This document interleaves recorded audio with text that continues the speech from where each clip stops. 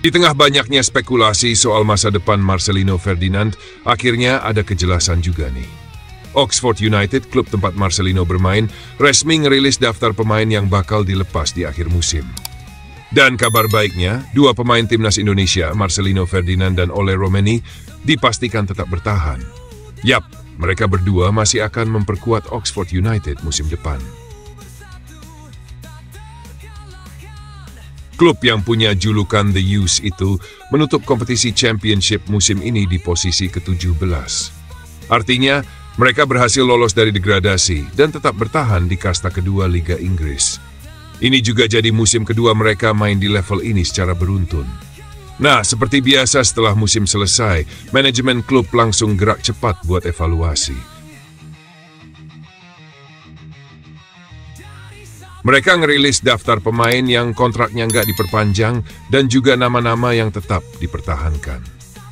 Menariknya, nama Marcelino dan Ole nggak masuk daftar yang dilepas.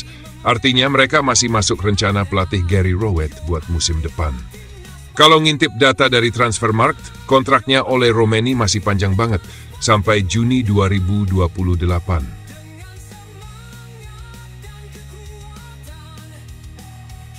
Sementara Marcelino Ferdinand masih terikat sampai Juni 2026.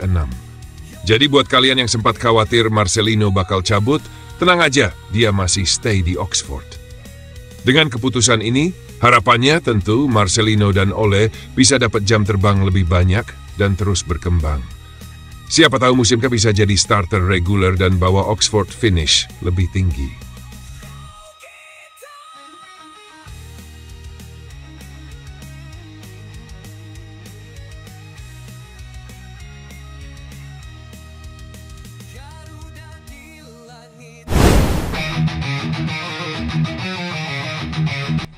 Timnas Indonesia baru aja ngumumin daftar 32 pemain yang dipanggil buat pemusatan latihan jelang 2 laga terakhir Grup C, kualifikasi Piala Dunia Zona Asia.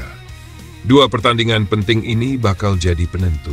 Lawan Cina, lalu tandang ke markas Jepang di Suita City Football Stadium tanggal 10 Juni nanti. Pengumuman ini keluar lewat kanal resmi PSSI dan Timnas Indonesia hari Minggu pagi kemarin. Tapi kali ini tak seperti yang netizen duga-duga, karena Elkan Bagot yang diperkiraan dipanggil Patrick Kluivert namanya tak terdaftar. Hal ini menjadi rame di media sosial, padahal Elkan ada di Bali. Sebenarnya apa yang terjadi dengan Elkan? Tapi belum ada titik kejelasan dari pihak tertentu situasi Elkan saat ini. Apa mungkin Garuda Calling masih bisa berubah, dan akhirnya Elkan dipanggil saat lawan Jepang nanti? Sebab Elkan Bagot bersama timnas pernah menghadapi Jepang kala itu.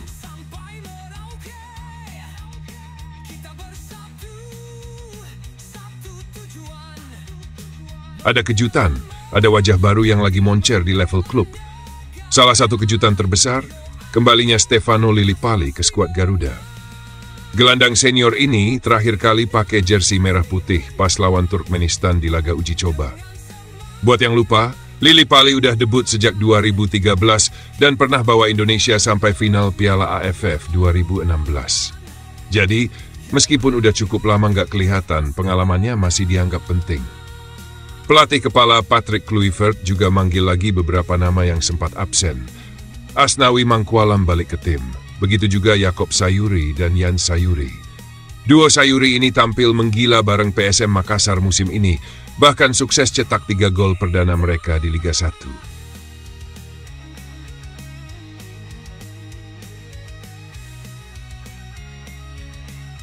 Di posisi penjaga gawang nggak banyak perubahan. Emil Audero dan Maarten Paes masih jadi pilihan utama. Tapi mereka nggak sendirian, ada juga Nadeo, Hernando Ari dan Reza Arya yang siap kasih persaingan ketat di bawah Mistar. Lanjut ke lini belakang, deretan nama-nama yang udah biasa tampil. Justin Hubner, Rizky Ridho, Jay Idzes, Jordi Amat sampai Mes Hilgers tetap dipercaya. Kalau lini belakang timnas saat ini nggak perlu diperdebatkan alias solid. Lini tengah, penuh pemain kreatif. Ada sang Profesor Tom Hai, kemudian Marcelino Ferdinand, Joey Pelupesi, Ivar Jenner, Nathan Joe Aon dan Ricky Kambuaya. Kombinasi pemain muda dan senior, tapi kemungkinan besar masih dipertahankan seperti pertandingan terakhir melawan Bahrain. Untuk sayap kanan, Yakob Sayuri, Kevin Dix, Sandy Walsh, Eliano Reinders, dan Asnawi Mangkualam. Dan sayap kiri ada Shane Patinama, Jans Pratama Arhan, Calvin Verdong, dan Dean James.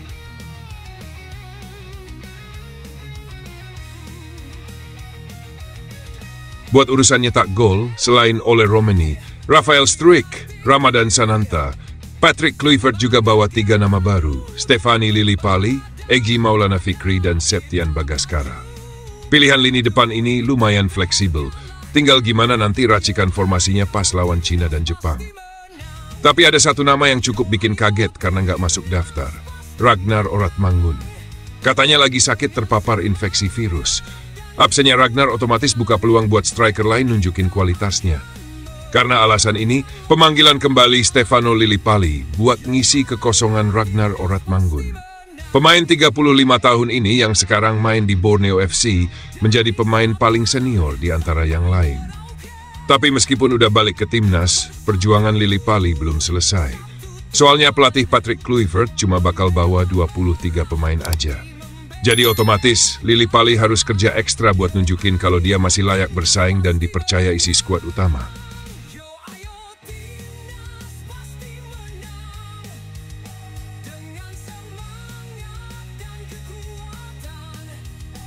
Nah, semua pemain yang udah dipanggil bakal kumpul di Bali mulai 26 Mei buat pemusatan latihan di Bali. Setelah itu Patrick Kluivert dan staf pelatih bakal kerucutin jadi 23 nama final yang bakal dibawa lawan Cina dan Jepang. Saat ini Indonesia lagi ada di jalur yang tepat buat bisa lanjut ke babak selanjutnya, kualifikasi Piala Dunia 2026. Dukungan dari seluruh rakyat Indonesia tentu jadi semangat tambahan buat para pemain di lapangan.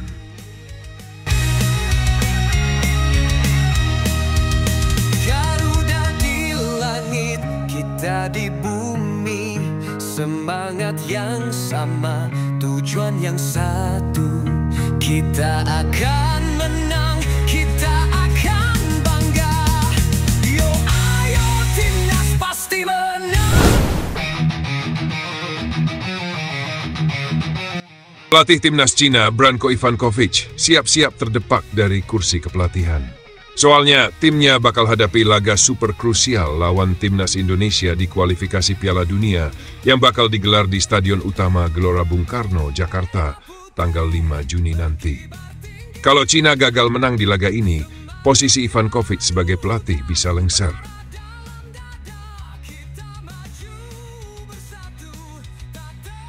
Media-media di Cina bahkan udah mulai bisik-bisik, katanya dia bisa langsung didepak kalau nggak berhasil, bahwa timnya lolos ke putaran keempat kualifikasi. Jadi bisa dibilang, ini laga hidup mati buat dia dan timnya. Kondisi timnas Cina juga lagi nggak ideal. Mereka sekarang ada di posisi terbawah klasemen grup C, baru ngumpulin 6 poin dari 8 pertandingan. Ketinggalan 3 poin dari Indonesia yang lagi nyaman di posisi keempat. Nah, kalau sampai kalah dari Indonesia, otomatis peluang mereka buat lanjut ke fase selanjutnya langsung pupus. Nggak ada lagi harapan.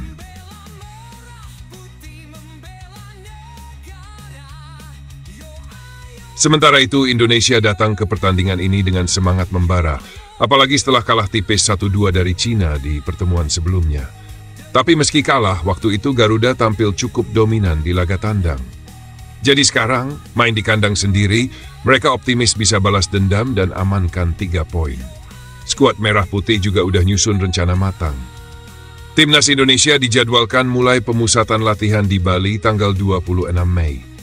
Persiapan ini penting banget buat jaga fokus dan fisik pemain sebelum duel panas nanti.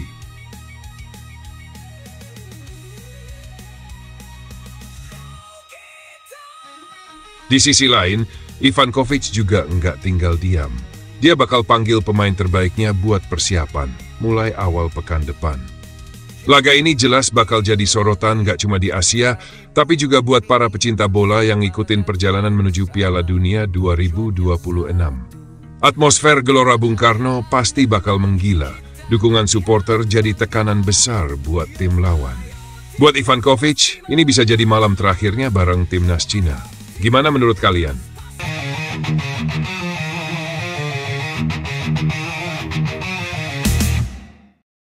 Gara-gara insiden yang terjadi saat laga melawan Bahrain, Indonesia harus menerima sanksi dari FIFA.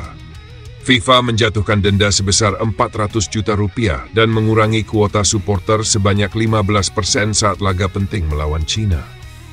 Insiden ini diduga terjadi sekitar menit 80, di mana supporter Indonesia dianggap meneriakkan slogan xenofobia atau ujaran kebencian terhadap Bahrain.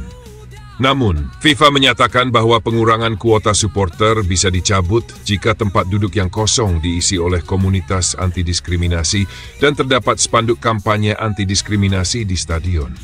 Meski begitu, banyak yang merasa bahwa keputusan ini terasa tidak adil, mengingat perilaku buruk supporter Bahrain saat menjadi tuan rumah juga sering menjadi sorotan, terutama saat mereka menghadapi Jepang.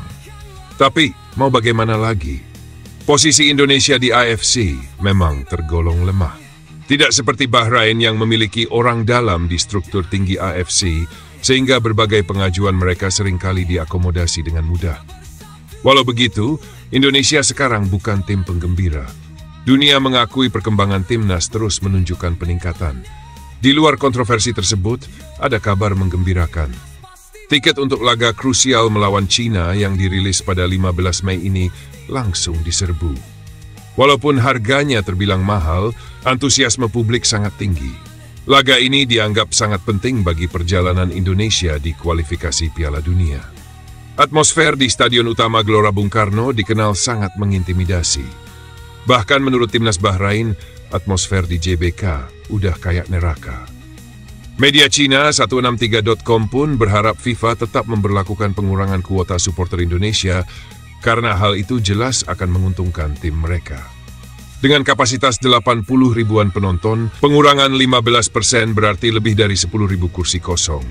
Suatu kerugian besar bagi Garuda yang dikenal sangat kuat di kandang.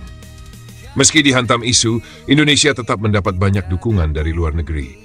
Jepang, Arab Saudi, dan Australia, sesama pesaing di round 3, mengakui bahwa bermain di GBK itu aman. Bahkan Vietnam, rival ASEAN, merasa enjoy bermain di Indonesia. Irak pun tidak pernah bermasalah ketika bertandang ke Indonesia. Menariknya, salah satu media Irak secara yakin menjagokan Indonesia lolos ke Piala Dunia. Mereka menilai bahwa sejak kepemimpinan Ketua Umum PSSI, Erick Thohir, program naturalisasi berjalan masif dan berdampak positif terhadap performa timnas. Ole Rumeni, pemain yang kini membela Oxford, menegaskan bahwa laga melawan China harus dimenangkan. Bermain untuk Indonesia adalah kehormatan besar. Kami akan tampil penuh semangat dan percaya diri, tegasnya.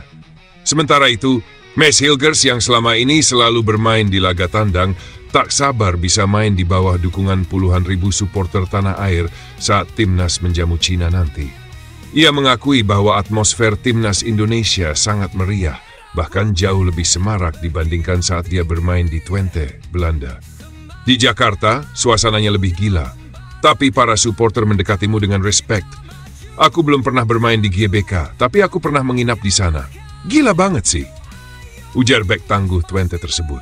Di tengah semua rintangan dan drama, harapan untuk lolos ke round selanjutnya tetap besar. Indonesia perlu meniru Jepang melawan kelicikan dengan kualitas. Caranya? Tingkatkan kedalaman skuad dan efektivitas permainan. Itu mentalitas yang harus dibangun.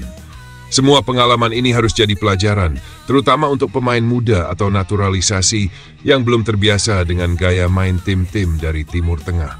Contohnya Miss Hilgers yang kaget saat debut lawan Bahrain karena permainan keras dan provokatif mereka. Semoga di 2 laga terakhir, hasil baik terus mengiringi timnas Indonesia. Kita adalah Garuda. Jika kesempatan tak datang padamu, ciptakanlah sendiri. Hancurkan tembok penghalang dan jadikan darah serta air mata sebagai saksi perjuangan menuju mimpi besar, Piala Dunia.